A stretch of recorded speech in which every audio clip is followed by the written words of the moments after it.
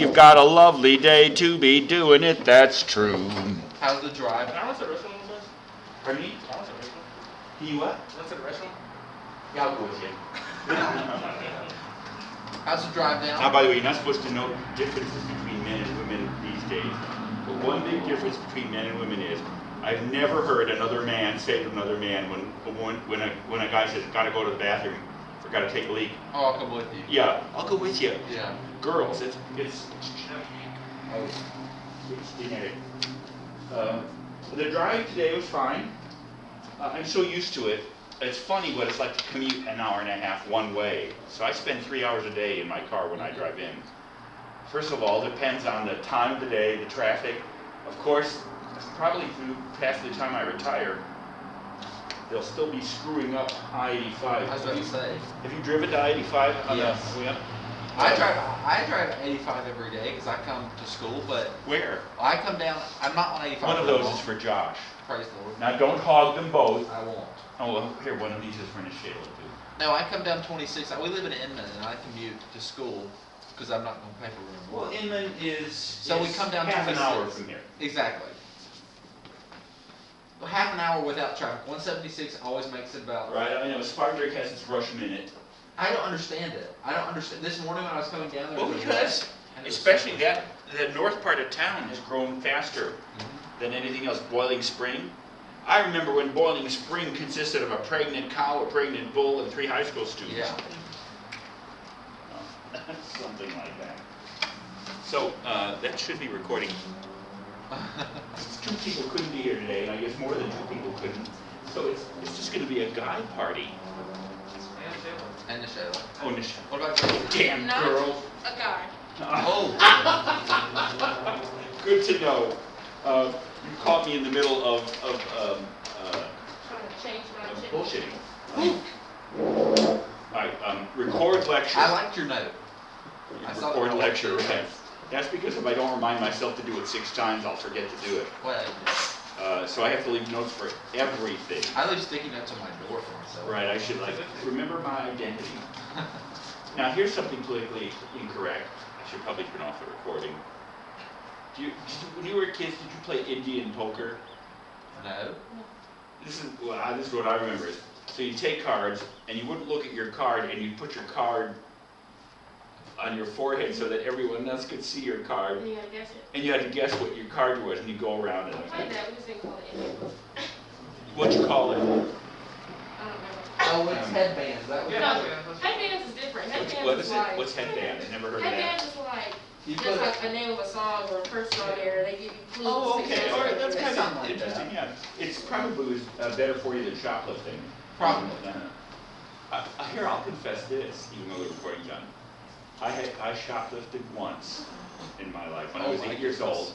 I went to the drugstore with my mother, and here's what I stole. What are we gonna do? Ooh, I would involve spanking. I stole a thing with Scotch tape. Other kids would steal what? Candy. Candy, a toy, a Glock 24. I stole Scotch, and for some reason, I left it in my coat pocket, and my mother was hanging out, and they found the Scotch tape.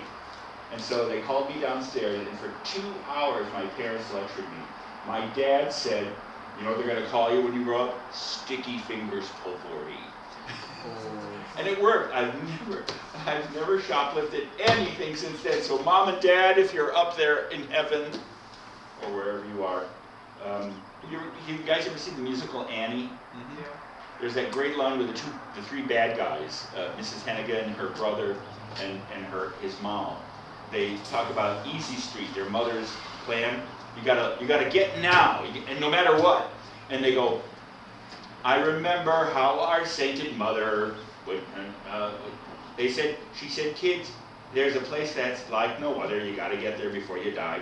You don't get there by playing by the rule books. You stack the aces. You stack the deck. And they go, oh, mother dear, mother dear, oh, we know you're down there listening. How can we follow your sage advice to Easy Street? All right, Jalen's not here yet, but I have a correction to make, so please, on your notes, and I'll tell you what we're gonna do today. Please turn to page 3 of your notes. The ones you gave us today, correct? Yes. No, the ones I gave you 4 years ago. Yes, the ones I gave you today. That's what it's like to be married. You're driving along and your spouse says something stupid, so you say, oh yeah, right.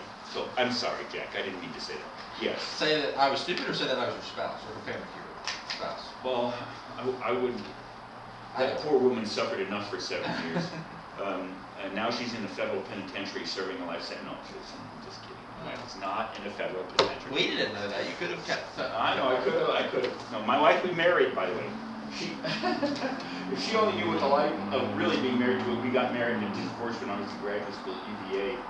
And she went on to marry actually somebody she should have married, a wealthy used car dealer, but he had a big used car dealer. So she wanted to have 4 children. You want to hear a cute story as long as Jalen's not back here and that's 1/4 of our class? So my wife and I were married for 7 years. We were divorced in 1981. And so our lives went our separate way. I thought she hated me and that she like stationed her relative with shotguns on the expressways outside of Chicago in case I should come through. But she remarried and had 4 children. My mother, who just died last year from COVID, may she rest in peace. My mother had macular degeneration, so she couldn't see well. And then my mother and stepfather finally made their house a kosher house, and they live in the Quad Cities, Rock Island, which is about 2 or 3 hours from Chicago. So before the high holy days in the fall, Rosh Hashanah and Yom Kippur, they would go up and buy a bunch of food for the high holy days, and before Passover in the following spring. So about 7 years ago. So how long is that from 1981? 7 years ago was what? 2015? How many years is that from 1981? A long time. You were born, right? I was. Your parents weren't even born in 1981. My parents were, but. Well, how many years is that, Josh? 36. 36. Around there. Okay, so my wife and I hadn't seen each other, or my family, and my mother and my ex-wife loved each other. And so my father and my stepfather and my mother drove up to Chicago to buy kosher food, and they went to the kosher supermarket. And my stepfather said, "Liz, you get in line." Elizabeth was my other name. And she put the buggy in, and she went to get something. So she went to park the buggy, and she did, right in the butt crack of the woman in front of her. She couldn't see well. And it turned out to be my ex-wife. This is a true story. And they recognized each other, and they embraced. And so the story is, my ex-wife got remarried. She had 4 children. She had a happy life and everything. Well, several months later, in the spring, in Passover, they went out the week before, and they got in line. She didn't run her, but they got in line behind the person, and it turned out to be my ex-wife again. Only this time, her youngest son, 19 years old, had moved to Israel and joined the army, and 3 weeks before had got killed in a truck accident. So I felt so bad for my ex-wife. We hadn't seen each other for 36 years, but yet, when you're married to somebody, you become part of their lives, for better or worse. And so I asked some old friends of ours that were still common, would she mind if I wrote her a letter of condolence? And they said, go ahead. So I did. She never wrote back directly, but she did respond through our friends that she appreciated it.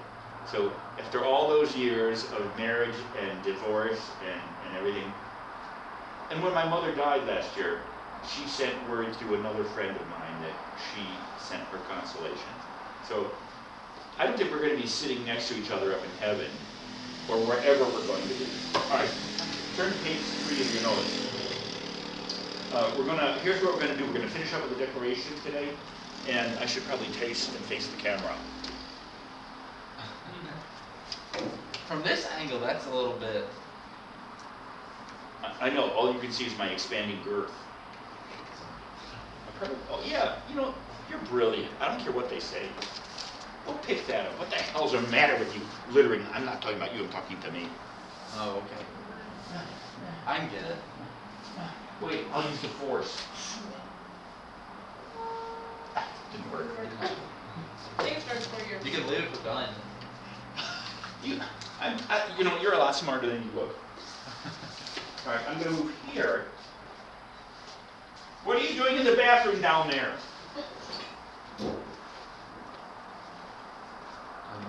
What time of day? It's 2:30. Sleeping on the toilet. Is this really everybody? Yeah. People. If I were you responsible, I would say, let's just call it a day, and we'll do this next month. Let's be responsible. Matter of fact, I won't be here Monday. I'll have track meeting at the conference. Okay, well, let me know, seriously. And I'll try to remember to record the lecture, and I'll post the recording. I'll email you. Wait a minute, I'll open your folders up. I can't believe when we went to do this. You wanna take a vacation today? Or are you eager to learn American government? We've got the PRQs, and I've been reading. My textbook's not even here with me. It's by my nightstand. I'm My telling you. mom literally looked at my mom was downstairs the other day for the first time. We've gotten this how long she looked at my desk. She said, "Why are there two government books on your desk?" I said, "Well, one, they're both for boarding class." And You she learn to said, pronounce my name. Huh? You learn to pronounce my name. Most people pronounce my name Povordi. Really? Oh. Jeez. No. What were you doing in there? Murder? What were you writing home to your mother? Oh, do we do that? Yeah, it was so bad. Oh. No, our schedule's too tight. I can't blow today off, so we gotta. I was thinking of blowing off class because we're the only people here, but we're half here. I saw them walking in here. Like they were in front of me when we came. Oh, there's that one black hole right there. Probably absorbed them. Are you in another dimension? I'm sure you're better off there. All right. You were gonna say your mother. So your mother caught you studying? No, she caught my books open and was surprised at how like invested I was. Well, you explained to her that I'm the only professor you have that uses corporal punishment. I have not explained that, but I will. Well, good. Whack! Jalen, I was in the middle of correcting a mistake I made. If you turn to page 3, I said historical dates from the founding period, from the Revolution or up to the Bill of Rights, and the Articles of Confederation and its defects.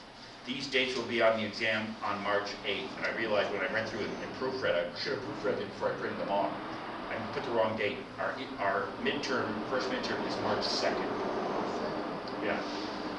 So, What does it say? I see March 25th. What's that? The first paragraph. First paragraph. yeah, do you see where it says the exam will be on March 8th? At the top, in bold. Oh, yeah. It should be March 2nd.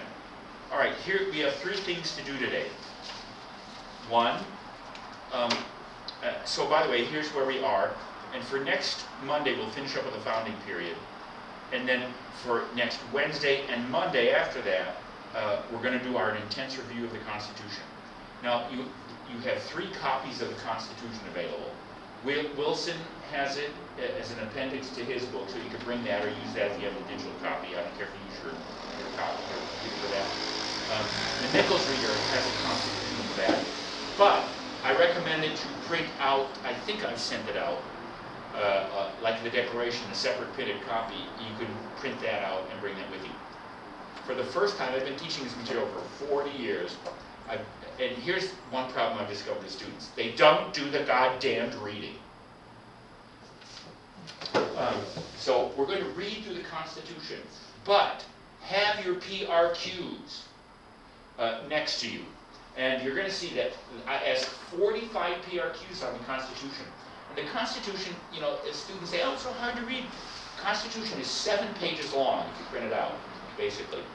It's actually not only the oldest written Constitution in the world today, it's actually the shortest. The Constitution of the European Union is 512 pages long.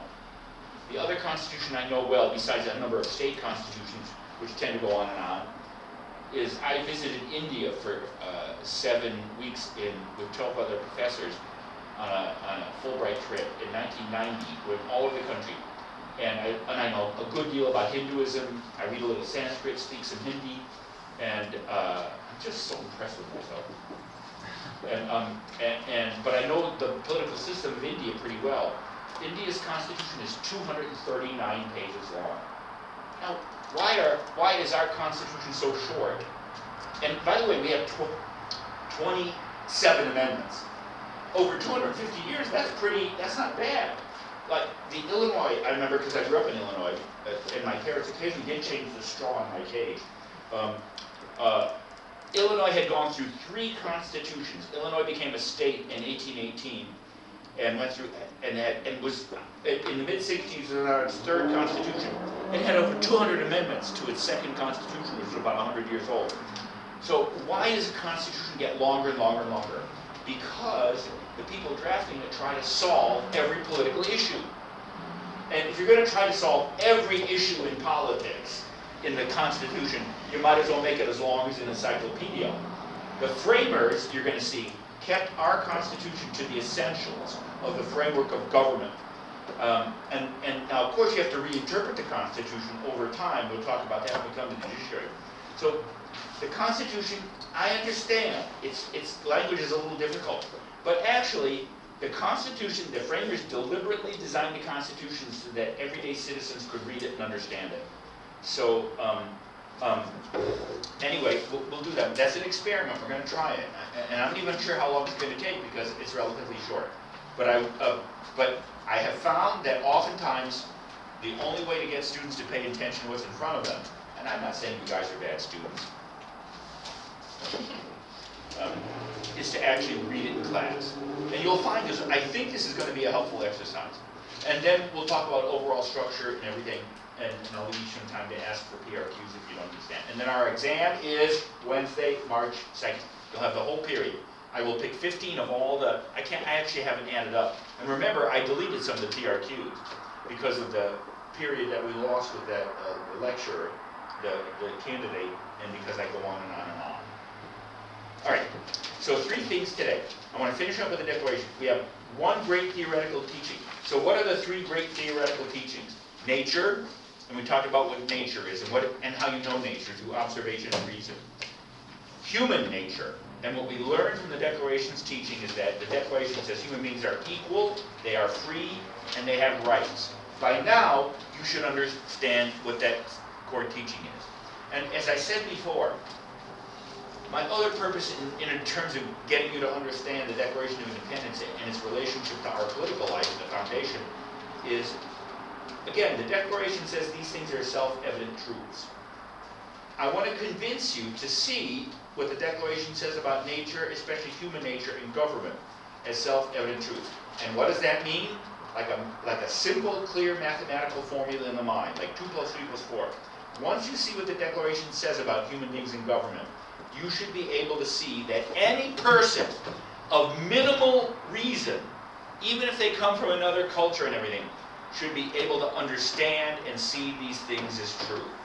That's my goal. So if I don't succeed in that, too damn bad.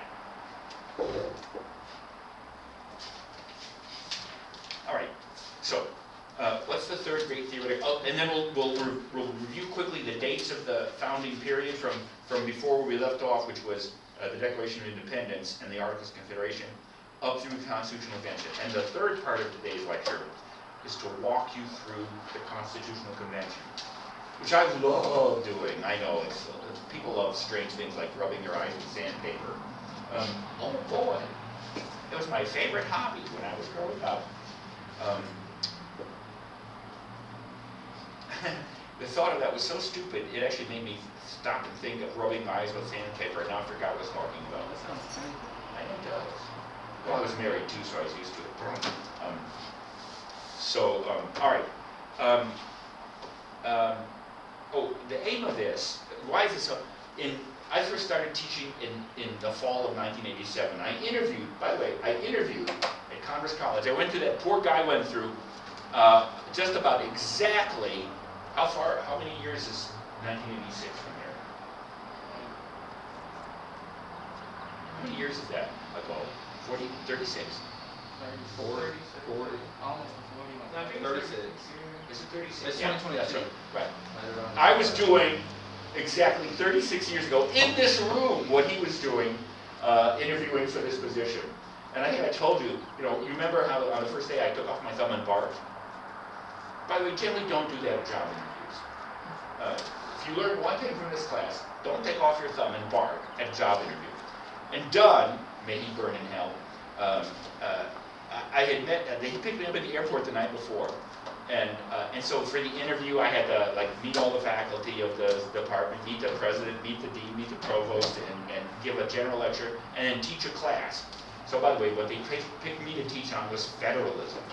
And so Dunn, he picked me up at the airport the night before, and I stayed at the College Inn down the street. And his 5-year-old boy, who's now a colonel not colonels in the Navy, do you? I know, he said it the other day. Yeah, he went to ROTC and he's a brilliant kid, by the way. And so he's 5 years old. So what do you do with a 5-year-old? You take off your thumb and you bark. So when Dunn introduced me right there the next day in class before the president and everyone else, he said, "This is Jeffrey Pavarti from blah, blah, blah, blah." And he could bark and take off his thumb. So what should I do except, I mean, I had to show he was right, so I barked and took off my thumb, and they gave me the job anyway. So maybe you should bark and take off your thumb. I was about to say, and if you did that in this classroom, all these maps, everything, with the exception of maybe Barack Obama's campaign posters over there, haven't changed. That's cool. Well, that's right. And I often use these to talk about America. Here in South Carolina. Yes. All right. So, So let's get to work. So the third great theoretical teaching of government. So here's what we've learned so far from that second paragraph. We hold these truths to be self-evident, that all men are created equal, the first great truth, that they are endowed by their Creator with certain and their rights, among which are life, liberty, and pursuit of happiness, second great truth. Third, that to secure these rights, governments are instituted among men, deriving their just powers from the consent of the governed, that's 4, and that governments may be altered or abolished if they fail to live up to their purpose. Now, the Declaration actually contains a brief story, if you think about it. If you say that governments are created to secure our rights, and this is one of the greatest ironies about this teaching, you say governments are created to secure our rights. The Declaration doesn't say so, but what must be, ironically, the natural condition of our rights if we have to create government to secure them? Look at the first paragraph, or the first paragraph in the first question I asked on A. Jayla, can you read that? So right after the big, on the first page, Yeah. It says, number 1, the Declaration. And then you see where it says A? Here's the unspoken question that the Declaration doesn't explicitly pronounce, but is clearly part of it. And what's that question? Why are our rights insecure? So understand, what we're going to learn is we have natural rights, right? And my whole point of that formula is, E, N equals. Once you see the way nature makes us, you can see that we're equal in our needs, right? That's what I'm reviewing from last Monday, right? So those needs are natural. Why? Because where do they come from? The need for food and water and poopy. Where do they come from? What's their source? Huh? Say it again. Nature. Nature. Don't you come out of all the things you do, like what you were doing in the restroom? We won't talk about that. Didn't you come out of the womb being able to do that? So you came out of the womb being able to eat, breathe, and poop.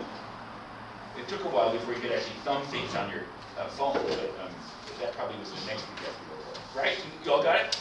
And I understand, Nayla, you were falling asleep on Monday, and you had to stand up and breathe, right? And I asked, who needs air more than another? And you volunteered, I need air more than another, right? But again, if I took oxygen out of this room, none of us would stay alive. Therefore, can you distinguish between you and me in terms of our need for these natural things? I may be fatter than you and better looking, but don't we all need food equally? And here's the point, not only about you and me. George III, the king, who's divinely appointed to rule over us, our natural superior, doesn't he have to eat? Doesn't he have to breathe? Doesn't he have to shit? I mean, so on one level, is the king of Great Britain at that time any better or worse than us? And here's the other thing. The second part of this. Nature gives us needs, but then gives us the ability to obtain those needs. Now, it's true when you're an infant, there's not much you can do to obtain your need for food except suck. And then if you're like Dr. Gunn, you learn how to suck while you're lecturing. By the way, we've been each other's part of each other's life.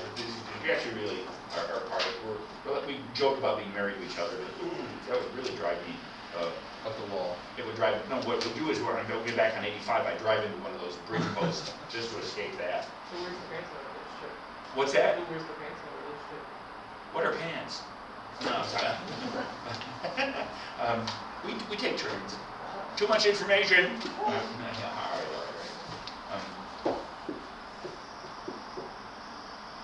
You know, your question completely deflected me from what I was thinking about. No, okay, power. But, how many of you know how to put something in the microwave?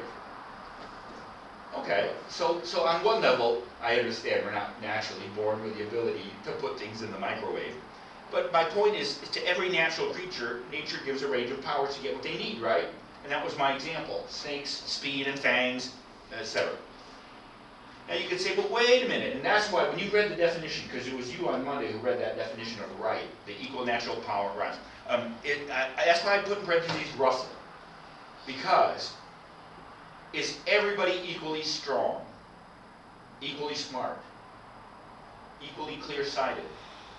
Yet, when you take everything together, one adult human being with respect to eating and sleeping and all the other stuff is roughly equal. You grant that? And here's then the conclusion.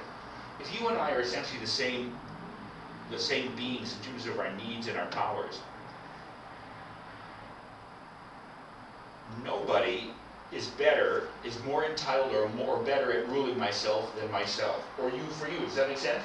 In other words, here's what that means. If we're equal in our needs and our powers, then we are also equal in the amount of freedom nature gives to us to live our own lives. So another way of saying we're equal in our freedom is we have no natural ruler. When you grow up, unless your parents are 30 feet tall and want you to keep washing the dishes for the rest of your life, you're going to move out on your own and have your own house, aren't you? So on one level, if that's true of you, it's true of Americans versus the King of Britain and every other human being. So we don't have natural rulers.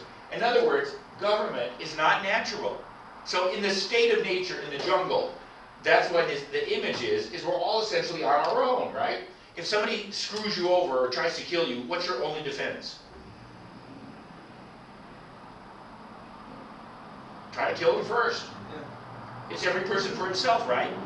So, with that in mind, answers the question then of why this is really ironic. Our natural rights and our natural condition of non-government are actually more insecure. And Nashayla, since you're the only girl here, but I don't know what your preferred pronoun is. Queen, huh? Madam. Have you ever driven to Columbia? Wait, you said you live in Inman, right? On 26. Well, let's imagine Columbia, 26, right? Let's say you're going at 3 in the morning, right? And your car breaks down. So you probably call help, right?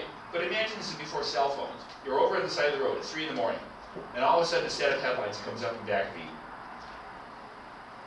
you. Really? What's your first feeling? Fear. Why? Because it's strange in nature. Yeah, in other words, couldn't that set of lights be from a cop? It could be from a murderer. In other words, interestingly enough, what causes you that sense of fear? Other human beings. But wait a minute, are you afraid right now? Be afraid, be very afraid. I know. That's why you're sitting next to an open window. But this is what the Declaration says. If you're in a situation where it's just you, and there's no government over you, your rights are actually less secure. Think about this. I drive back and forth between Charlotte every day. If there were no laws for the highway, would that increase or decrease the likelihood of my getting here? Do you see what I'm asking?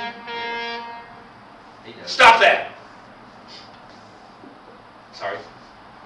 I said he does. Yeah. Isn't it ironic that because of laws like speeding and you're not supposed to drive with your bumper stuck up the other guy's ass, right? You get a ticket for that. What's that called? Tailgating. You can't like weave in and out. Actually, I was running late last year, and I actually coming back on 95 in the morning, coming down, and I was going between because I just can't stand it when somebody drives. This is, I think, the worst sin in the human is to drive slow in the left lane. By the way, I meant to say you said tailgating. There's the more elegant way of saying it is riding someone's ass. Yes. That's what I always say. Tailgating is the more. Have you ever wanted to have on your car a neon sign that would flash your messages to the driver back of you? Yeah. I love the ones that say like if you're this close, kiss my ass. Yeah. All right. So, but it's so I actually was stopped. Somebody called the cops that I was driving erratically, waving because because I was trying to get here on time, and a cop pulled me over for changing lanes too infrequently. Now, then I sang the Star Spangled Banner. But so here's my general question: do traffic laws make you increase your freedom or decrease your freedom? Do they take away your rights or actually enable you to live your rights? It does both. Yeah. And you're going to see that's the problem with these ideas, because the only way we can actually then make ourselves safe is to create government. But doesn't that mean giving up some of our freedom? And doesn't mean giving some people power over us? So how do you do that? First of all, how do you do it? How do you do it safely? And you're going to see that the principles of the Declaration, I think, are solid enough to launch a country and to keep it going. But they're not problem-free. There are real problems with our principles, and of course problems with our Constitution and our national life as we see it. So, I tell you what, rather than my talk, let's just go around reading. So you read the first question. Jack, start the paragraph. Government is invented. Government is invented to secure. Do you mean to read the parentheses? Yes, of course. Meaning protect or render enjoyable our natural rights. In other words, what does it mean to secure your rights? It means to make sure that you have them, right? To make sure you have them and you can enjoy them. So by nature, our natural conditions, the very freedoms and everything that we have are not naturally safe. We have to secure them. Go ahead. Primarily from the invasion or destruction by other human beings. And that's Nashela on I-26 at 3 in the morning, right? Remember when you put human beings with intense, passion-driven natural needs together with unlimited freedom, because we have no natural rulers, each of us by nature is completely free. You are likely to get what? Chaos. Unlimited freedom leads to the destruction of freedom. Josh? Uh, Oh, wait. So by the way, what's the primary threat to our rights in our natural condition? Control. Or government. No, government doesn't exist yet. Well, What's the primary threat to our rights when we live in the company of other human beings without government? other human beings. Other human And beings? ourselves, to some extent. Well, we'll get to that. Okay. So understand, you can say, okay, that's why we need cops, that's why we need laws, that's why we need, right? Armies, because the Canadians are always threatening to invade and take over Washington. At least the streets would be clean, but not with truckers. Just kidding. It's all right. But it turns out there are two other threats to our rights. And now I want you to hold on to this because this answers an important question. How many of you aware of the fact that people have different ideas about what government should or shouldn't do? All right, we'll come to that in a minute. Here's why, Josh. The second thing. But do you have a question? Okay. But even. but even nature, through chance and accident, sometimes damages our lives and our freedoms and our happiness. Even ever heard of earthquakes, hurricanes, floods, plagues, or epidemics? So by the way, I take it you all have heard of those things. Are those engineered by humans? Where does that come from? Nature. Nature. So the very source of our natural rights as a condition sometimes threatens us. Does that make sense? And then Shayla. And even we ourselves, as Jack was suggesting. And even we ourselves can undermine and destroy ourselves. Ever heard of suicide, depression, drug and alcohol addictions, cigarettes, motorcycles, non-wearing seatbelts, social media, and texting? How many of you almost killed yourself texting in your car?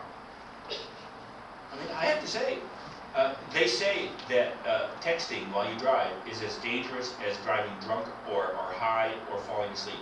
It can take 2 seconds. So I have to admit, so on one level, are we ourselves often a threat to ourselves? Look, my beloved, the second oldest daughter of my older sister, sweet human being, committed suicide in 2015 at the age of 38, leaving a husband and 4 children, and my older sister asking every day to her death, where did I go wrong as a mother? I know suicide can claim people's lives, but aren't we our own worst enemy sometimes? So this is why people disagree about why what government is for. Most people agree that at the least you need cops, courts, and armies. Why? To protect you from whom? Meaning other human beings, right? But we also have things like FEMA and flood insurance and health insurance, because Nature itself sometimes goes after us. Why? So we want the government to protect us against, and like, we're in a big debate right now about how serious climate change is, right? But whom do laws protect? Seatbelt laws, sorry. Oh, you wear your seatbelt when you drive? Yes. Supposed to. I know you're supposed to. But If you go from one state, it says it's the law. And they used to post on the state borders what percentage of South Carolinians is over 80. So everyone, how many ride a motorcycle? Which I think is actually one of the stupidest, most dangerous things. I understand why people invented refrigerators or houses or seats. I'm not sure what human being was the first one that thought it'd be a good idea to get on a thing that goes 90 miles an hour with nothing around you. The thrill. I know it's the thrill. But by the way, every state in the nation now has helmet laws. So whom does that protect? You. So the government's forcing you to do what? To protect yourself. Protect yourself. So on one level, so some people call libertarians. You ever heard the term a libertarian? Oh yeah. Those are people who believe that government's only function is cops, courts, and armies to protect you from others. When it comes to flood insurance, like I grew up in the Mississippi, and most of the houses, but on the other hand, you can say, well, don't build your house on the bank of a river, you idiot. How many have heard of Hurricane Katrina? Now, I don't want bad things to happen to anybody except the Canadians. But isn't it kind of stupid to build a major city 30 feet below sea level, and the only way to protect yourself from floods is to, and this is so true, you know, the dikes around New Orleans. Where's San Francisco built? Right on the San Andreas Fault. Yeah. To shoot, in other words, you know, so clearly what's going to happen sooner or later there. It's going to break apart. Yeah, you know, and a big one's coming. So on one level, you could say this. A libertarian would say, no, the government shouldn't give us health insurance. Don't smoke, you idiot. Don't eat too much. And in terms of if you get sick, that's your business. Health insurance, inflammatory. Seatbelt laws. A libertarian says, don't pass a law making me wear a seatbelt or a helmet. If I want to wear a seatbelt and endanger myself, what issues are we right in the middle of that raise all these questions? I'm not shooting up heroin. Huh? Yeah. Does the government have the power to compel you to get vaccinated? I love how my BA thought it was euthanasia just because I had been talking about euthanasia to my little sister last night. She's writing a paper about it in her AP Lang class, and you did this, and I was like, euthanasia? Maybe I was just trying to pat myself on the back, but I'm too fat to reach back there. Okay, but aren't we in a debate about that, or like making you wear a mask? Sorry. It's really to protect others from bad breath. So, as we're going to see, government means you don't have absolute freedom. Did everyone grasp that? So there are really different opinions as to how much government should protect you. That's why there are so many different controversies involved. Let's come on this. All right. So, Caleb, B, why government and what is government? And where does it come from? That's what the next question we're going to ask. Go ahead. Because our rights are insecure, why? Well, we just went over that, right? Yeah. So I just read. Yeah. This is very well written. I know because I wrote it. So start at given. Yep. Okay. Given that our natural rights are naturally insecure in our natural condition, what's the solution? Okay, that's a typo. What's the solution? Government. So government's the solution. So here's what that means. Go ahead, the next paragraph. So human beings must create, invent, and artificially submit to our natural condition. Just as we create all the structures called houses, which we ensure our own systems secure our natural needs and different safety and protect us from other predatory means of community and unpredictable conditions in our natural environment. Now, how many of you grew up in a house or an apartment? Did you get the apartment, or did your family get the apartment going out to the apartment garden or the house garden and picking it off the tree and planting a house seed? They might have told you about Santa Claus, but no. And there is no such thing as a stork. Well, there is. So, my point is, houses obviously aren't artificial. And yet, why do we build them? You could say, well, just sleep on the ground, in the snow, eaten by a bear. So don't we build houses, artificial things, to protect our natural needs? Say yes. Yes. Thank you. In the same way, government itself is artificial. It's not natural to us. Because remember, who's your natural ruler again? Yeah. Do you like taking orders from other people? Get on that floor and roll around.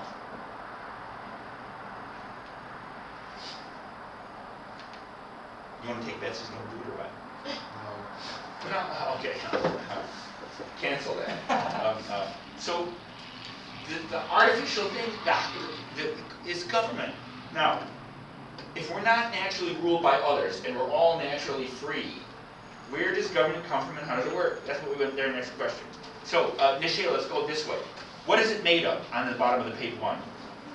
That artificial supplementary invention is called government. What is it made of? Sorry. We just take some of our natural freedom and powers over ourselves and pool and try to get together to create government powers, laws, rules, and values to our personal freedom and give it to some designated people so that they have enough power to explain the rest of us and protect us. We give up some of our natural rights in order to protect our natural rights. It would be good to read that last phrase 20 times, not now. Because what's the only way to protect our rights? By giving up some of our Rights. and once that sinks in, you hear the natural tensions in this idea. So let me just make sure you understand. In the state of nature, there is no limit to our freedom. Each of us are alone, all right? We're surrounded by an infinite fear of freedom. We realize that this can't go on. And so we decide to start drawing a boundary to our absolute freedom. Well, what do you do with all the freedom you used to have? Now, you can't give up your freedom completely, because somebody might come along, like a professor, and tell you to roll around on the floor, right? Yeah. So you can't completely give up your rights because, now, let me just do a delicate subject momentarily. Do you have a right to commit suicide? Yeah. See, actually, but if your core right is the right to life, how can you have a right to death? Wait, say that again? Because what's the Declaration say your most fundamental right is? We hold your right to life. How can you have a right to die if your fundamental right is a right to life? Yeah. Well, by the way, that's the pursuit of happiness.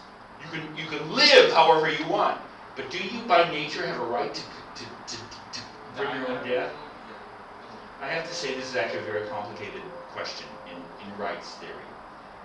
And by the way, Thomas Hobbes, the first guy that formulated he's actually, when he formulated this, he said that's why people don't have a right to die. And he actually said in his great work, The Leviathan, where he drew this concept, he said, if somebody starts showing signs that they're going to kill themselves, you are forcibly to restrain them. Because in his mind, what are you doing if you stop somebody from committing suicide? Saving them. Yeah, you're actually you're securing their right to life, even against their own judgment. All right, but we're in the middle of a big debate about that. I believe that too, though. Which one? Saving. Kind of. Well, now, what's the big exception we all make today? By the way, you know, my niece in 2015 hanged herself 3 weeks after Robin Williams did. Do you know who Robin Williams is? Yes, I love him from Jumanji. Yeah, right. Love him. He hanged himself, and that gave my niece permission to hang herself. And she struggled with depression for most of her adult life. If you had walked into that house just as she was climbing up on that stool in the bathroom to kill herself, what would you probably have done? Here, let me help you. And push the stool. Wouldn't you try to stop her? Yet there is one area where this has become controversial. And what's that one area? She's an honest person. No, I think probably you would have tried, and I would, everyone, not just because she's my niece, we all would have tried to stop her. Don't we have a natural instinct to cling to life? I think it's in cases of incurable and painful medical conditions. You know what ALS is? Amyotrophic lateral sclerosis, ALS, sometimes called Lou Gehrig's disease. It's what the baseball player Lou Gehrig, this is why it's named after him. It's a deterioration condition where the nerve sheath degenerates, and eventually, first you get paralyzed, and then you lose, and it's a terrible, long, painful way to die, and it's incurable. When first you get paralyzed? Because what happens? Amyotrophic lateral sclerosis. Sclerosis means scar forming. For some reason, all of your nerves have a sheath on them of tissue, and what goes wrong in this disease, it starts to produce scar tissue on the nerves and the nerve coverings and endings. That means nerves can't transmit impulses to each other. Does that make sense? So what happens is your nervous system begins to shut itself down, slowly. It usually takes months to years to die of this disease. You know who Stephen Hawking was, don't you? Yeah. The physicist? He died of that. And when they first diagnosed it in the 1980s, they only gave him a year to live. But because of rare? it is a rare disease. But it's always fatal. Well, life is fatal, but it's incurable. There are those people who argue, like, if you have incurable cancer, and cancer can be a terrible and painful way to die. Wouldn't you rather die quickly and peacefully and painlessly than die long, slow, and become a cripple and be a burden on yourself and others? Yeah. So I have to say, this is probably what you were thinking of earlier when you mentioned this. So we're in the midst of a great debate about whether or not the medical establishment should help people commit suicide if they want to. Well, you have to think too. My grandma, my dad's mom, had dementia, and she was, for the last 3 years of her life, bedridden. She couldn't use the bathroom. She had Like a new infant. Like a new infant. She had a wet pad under her that they changed every, I think, 3 times a day. And at that point, it's a bed in the middle of her bedroom. And if she was in dementia, you could say she might not have known what condition she had sunk to. But isn't it clear that if you had asked your grandmother before the onset of that condition, would you want to live with that? How would she have answered? Actually, Papa asked her about it, and she said that she didn't know how it was going to affect her. In fact, it's genetic, so she watched it affect people. Mimi, my other aunt, has told people bluntly, she was like, I don't know, put me out to pasture however you think necessary. Well, on the one hand, we want to cling to life, and life means hope. But how many of you would say, if it's a choice between going peacefully, quietly, and instantly versus years of being an invalid where you didn't know who you were or like a vegetable? Yeah, I'd choose death, honestly. Sadly. Wouldn't you choose that? Yeah. Now you could say, well, wait, even if you're going back and forth, Josh. Well, it's just like, if you, I don't know, like if you have dementia, right? Like you said, like, would you know, like, how to kill yourself? Like, it's just... It's not that you would know how to kill yourself. People in dementia, and Alzheimer's, for instance, it's as if literally they've returned to be a 2-year-old child. They don't know who they are, where they are. But most people I know don't want to be a burden to the people they love. And they don't want to be a vegetable. They don't want to, but yet you could say this is this. We're on the brink, perhaps, of curing Alzheimer's. There's actually a new drug approved by the FDA that may reverse Alzheimer's damage, which is also incurable and long-term and horrific. So you could say the argument against dying early and quickly is, in another 5 years, medical science might have a cure for your. Does that make sense? Let me just say, sometimes life is just intrinsically difficult, and sometimes we human beings just don't really know what the answer is. And sometimes increasing power of medicine makes things more difficult than easy. You could say 500 years ago, when people died like that, if you broke your leg, you were dead. If you got smallpox, you died. Like in my doom class, I'm teaching this class on doom. The Black Death killed 40% of Europe's population in 1300. Terrible, terrible way to die. So you could say, okay, medicine solves that. We're living longer and everything, and soon we'll have a cure for many diseases, right? But sometimes that power complicates things rather than makes it simpler. Does that make sense? So now do you understand why we need to create government? We can't live in a condition of absolute freedom. We kill each other, right? So we create government. Where does the power of government come from? We give up some of our own power over ourselves, and then, how many of you ever played poker? Not Indian poker, You put in stuff in the kitty, right? You pool your chips. That's where the power of government comes. We artificially give some of our natural power to a common pool, and it's not just that. We have to give it to somebody. Now here's the problem. My grandmother used to say people are shits, right? And that's why we need government. But who are the people we give the power to? Who are they? They're human beings too, right? Aren't they just as bad as us or good as us? And have you ever heard, this is from Lord Acton, an English essayist in the 1700s, power corrupts and absolute power corrupts absolutely. I know that for 1 second you hesitated about getting down on the floor and rolling around like I told you, right? How many of you would give me absolute power over your lives? Well, you didn't have to say it that enthusiastically. Josh, what the hell's the matter with you? You would give me absolute power over your life? I mean, depending on what I get in return. I wouldn't even give my mother absolute power over my life. Because isn't she just as faulted and problematic and defective a human being as all of us? So as you're going to see, government solves one problem and causes another one. Does that make sense? If you've ever heard the expression, the cure may be worse than the disease, there is a version of government that's worse than not living without government. But let's come to that. All right. So how do you get government? Josh, C, how government? If we are equal, government. No, if we are equal, there should be a comma there. No, if you're equal, comma, government can only come into being in two ways. Terror, fear through illegitimate power. Someone holds a knife or gun to our heads, the same way you would subdue an animal. So one way to exert power over another human being is to terrorize them. Have you ever beat a dog? No. No. Have you ever beat your younger brother? Yes. Shame I on don't you. know. He deserves it. No, I used to beat my older brother, 4 years old, who was actually a card-carrying Nazi, until the Air Force straightened him out.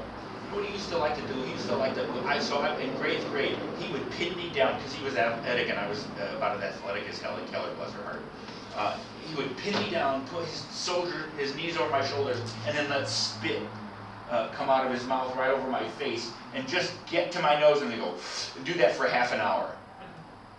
I hated my brother so much that he got into a fight with an older kid when he was a senior in high school in our front yard, and I was cheering for the other kid. So my brother beat him up and then come up, so anyway. So can you make an animal do your will through terrorizing it? Can you make a human being do your will? But here's the problem. If I pulled a gun on you, Jalen, and I said, roll around on the floor, or I'll shoot you dead, you could say, wait a minute, okay, if I get down on the floor, I'm choosing to do it, right? But haven't I essentially turned you into a dog, an animal, by causing that? So the problem with, and you're going to see, we call that tyranny. We also call it mastership and owning a slave. So we'll see why slavery is wrong by these principles. What's the other way, Josh? That I can hold power over you and get you to do something. The other way is called Consent. We agree to be ruled. We agree to limit our freedom and to obey laws and authority through an exercise of our natural freedom. If you agree freely to do something, you cannot cease to be a free being. Does that make sense? Read that sentence again. If you freely agree to do something, and read the last part of that sentence. You do not cease to be a free being. Oh, sorry. You retain your humanness, even if at the same time you accept limits to your freedom and rule of others over you. So, when you were 5 years old, your parents ruled over you without your consent. Would you agree? But if your parents tell you to do something now, what do you expect from them if you're going to obey them? Something in return. Yes. That's true. But do you see where I'm going with this? My mother, up until the day she died at 90, and I held her hand as she passed away, and I checked her pockets for spare change. No, I'm just kidding. My mother, as an adult, she asked me, and I did almost everything my mother told me to do. Because I was afraid of her. Why did I obey my mother as an adult? Because I loved her and respected her. And when she asked me to do something, she generally didn't say, like, Jalen, get on the floor and roll around. She would ask me to do it, And if I agreed to do it, if she gave me a reason for it, what is she trying to do? If I try to persuade you to do something, what am I asking? Do you understand? If I hold a gun or beat you, I'm treating you like a dog, right? But if I try to persuade you to do it, am I not respecting your personhood? Because you have the right to do what? To say what or what? No. Yes or no? And if you do it, if you agree and obey what I do, haven't you chosen to do it? Yes. So on one level, I'm not saying this ever happened. Let's say I'm driving down 85 and I'm going 300 miles an hour in my 2005 Honda Element. And a cop pulls me over, as has happened. And I say to him, "Officer, you have no right to give me a ticket. You have no right to penalize me. It's the highway. I can go as fast as I want." And he would say, "Well, wait a minute, there are laws against that." Now, here's what he would say. And you could say, "I'm sorry, I didn't agree to obey those laws. I didn't pass those laws. Yet, who did pass those speeding laws?"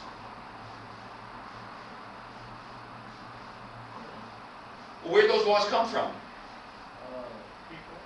Which people? In South Carolina, who wrote the South Carolina speeding laws? The legislature of South Carolina, the lawmaking body, right, that passes laws. Who elected those people? Your parents and you. Well, until 18, your parents did, and then how many of you voted in an election? Okay, if you vote for the people that write the laws, technically, who wrote the laws? You did. And therefore, who's giving me a ticket when I exceed the laws passed by the legislature? I know you don't think of it this way, but if I voted for the people, I mean, if I really thought speeding laws were a bad idea, I'd stand up and I say, "I'll vote for whoever vows to do away with all speeding laws." But at least I had a vote, right? Now you can, again, we'll see the case for representative government. But if you voted for the people that wrote the speeding laws, technically you wrote the speeding laws. And if you violate them, who should punish you? You should. So a cop giving you a ticket in a free society, in a free government, is actually you giving yourself a ticket. After all, you're driving, right? Most people who drive follow the law and get a driver's license, right? You have to have legally, you have to have a driver's license to drive a car in this state, in this country, right? How many of you think you shouldn't have to get a driver's license to drive a car? What's the political social benefit of having driver's licenses? I think I could drive before my driver's license. You what? I think I could drive before. I thought I could. I used to take my first car. Well, maybe you could drive. But what's the point of requiring people to get driver's licenses? Travel. Oh yeah. How do you mean? Like airport. No, I understand. We use those for IDs for all kinds of things. But what's the core purpose of getting a driver's license? I think when you get pulled over and stuff. No, I mean, what's the reason for having driver's licenses? So you can drive. And that some people can't. Should a 9-year-old be able to drive? Should now by the way, I'm 70 years old. Mostly I can stay in the white lines. Are there elderly people who shouldn't be allowed to drive anymore? Yes. Are they safer being driving or more danger being driving? And are they more of a danger to other people or safer? More would they be? So having driver's license is to permit certain people to drive and to prevent others from doing it. Do any of you in this room really have a fundamental objection to that idea?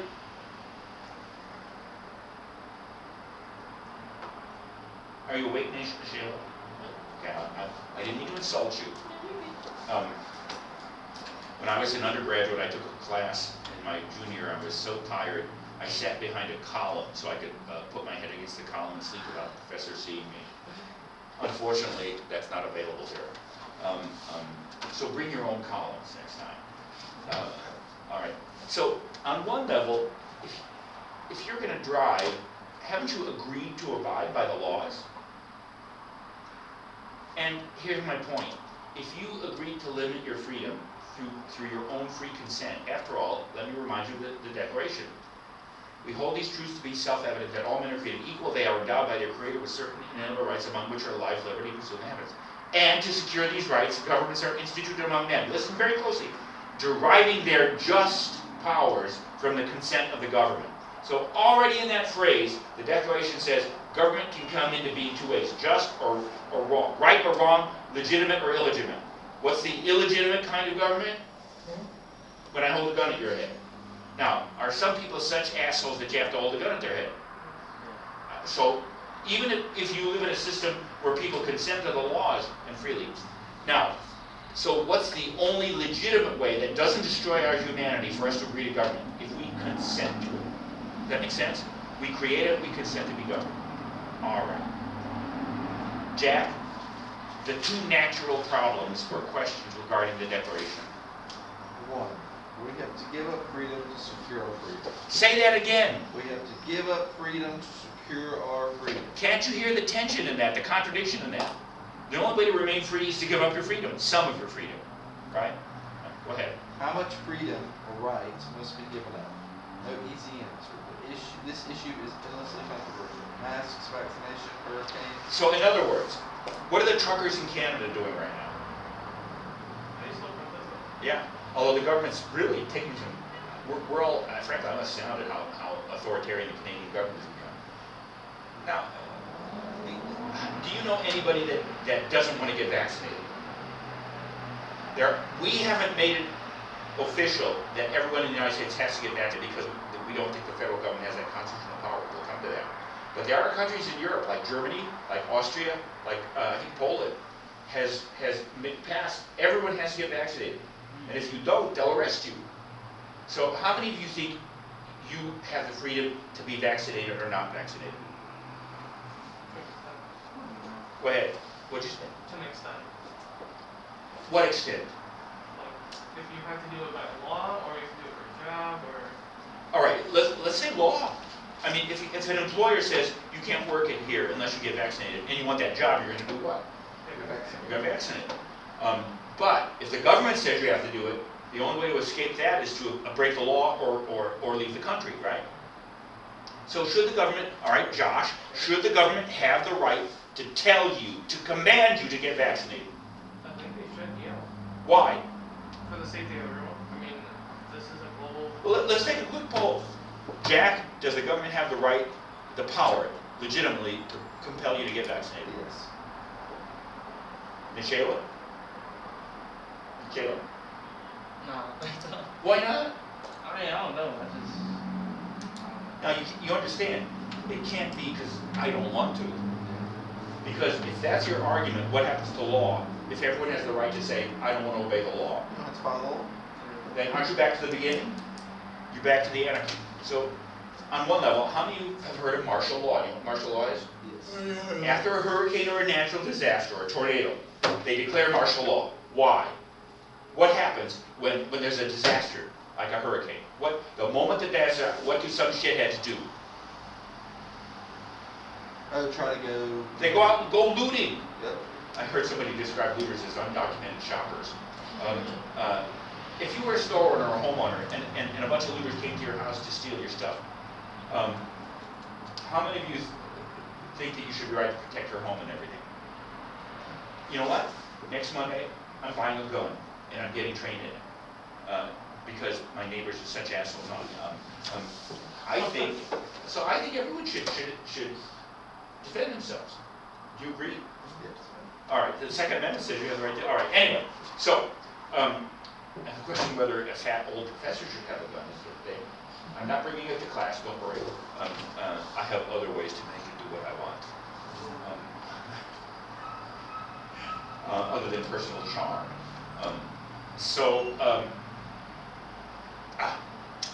Martial law. What's martial law? When the government declares martial law. You know what martial is another word for? Military. So typically in a situation like that, after a natural disaster, the government like puts curfews, or you can't go on the street. Now that's pretty strict. If it were like just Wednesday afternoon, would you accept the government saying you can't go out of your house? No. What justifies that amount of governmental rule after a disaster? Chaos. So in some ways, it's very difficult to say beforehand what kind of freedom you should give up and how much freedom. That's the irony. Government means giving up freedom. How much freedom to give up depends on the circumstance and everything, and therefore, but if it's a legitimate government, it's not just the government tells you to do something. If they're gonna tell us to do something, what should we expect from them? Some reason for it. Does that make sense? Does that make sense? There's no way to get around this problem. You can see the debates that we're in as a result. Does that make sense?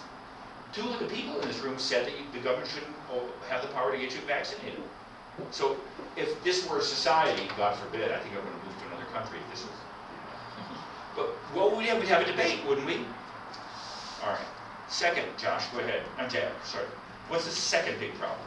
Government means giving some people unequal power over the rest of us. How much power should government have? And by the way, following Aristotle, who argued that the perfect or the good is the mean, the middle point between 2 extremes. Like, for instance, Aristotle describes courage as the middle point between recklessness and cowardice. If you're a coward, what determines your behavior? You're afraid of everything, right? If you're a reckless fool, you're afraid of nothing. What does a courageous person do? But he says a courageous person feels the right amount of fear in the right time for the right reason. Moderation, he says, is the mean between gluttony and self-neglect. Have you ever known anyone that had anorexia or bulimia, where they can't eat, they starve themselves to death? And yet, have you ever known a glutton? Aristotle defines a glutton as somebody who doesn't enjoy the taste of food so much as the feeling of it going down his throat. So what's the middle point between too much and too little? Just the right amount, right? You're going to see the answer to how much power government should have is exactly the same thing. Go ahead. If government doesn't have any power, what's that? Go ahead. No or too weak government, insecurity of rights through anarchy. If we don't have law, if we don't have government, we're back to I-85 where everyone's trying to kill each other, right? What's the other extreme? Power or government, tyranny. So by the way, we have 2 extremes. Too much power, where you give government too much power over your lives, and you become the slave of the government. They become your master and tyrant, right? The other one is government doesn't exist or doesn't have enough power. So what's obviously the right point you should aim at? The task to create government powerful enough to govern, but not powerful enough to tyranny. Does that make sense? Yes. Now, I put the next paragraph in large capital, or in bold letters for this reason. This is the connection between the Declaration of Independence and the structure of government question, which we'll turn to next. The Articles of Confederation and the history of the founding and the Constitution. Strictly speaking, here's what we discovered under the Articles, our first form of government. It didn't work. It was shitty. And the primary reason it was too weak. And you'll see, for reasons we'll go through in a minute, we fixed the problem by creating a new government. So on one level, the relationship between the Declaration and let's just say the Constitution is the way that we, the American people, live out the need for government, but not too much government. And you're going to see the framers deliberately thought about this question. And even though Josh was willing to give me absolute power over his life, would you give Joe Biden absolute power over your life? No. Would you give Donald Trump absolute power over your life? Would you give Nancy Pelosi absolute power over your life? I don't know what it is. She's the Speaker of the House.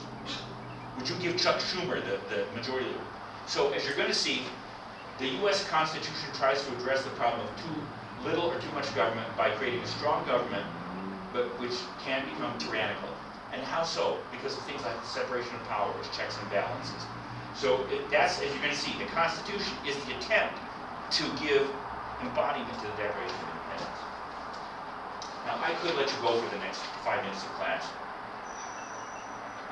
but I'm an asshole. Spelled A-S-S-O-L-E. Did I just misspell asshole? Yeah, you did. Possibly. It said O-L-E. FH. At least somebody is listening. All right. Oh, have a good day. I'm a little behind at our lecture, but okay. We'll start on Monday with the dates of the founding period. So, any questions about today's points? These are really difficult, complex points. I honestly felt that even though we were only 4 of us in here, we did a better job today than we usually do. No, I agree, actually. All right, I'm going to tell the people who weren't here what Well, yeah. They're gonna what you hear think it in of the it. recording. Huh? They're gonna hear it in the recording. Yeah, That's right. That was Jack who just That was insulted me you. who said that. All right. Guy who sits by the window and, yeah. Ah, I also found my pocket constitution the other day from my 10th grade. wow, Hey, God go bless for it. you. And grant you many children and grandchildren.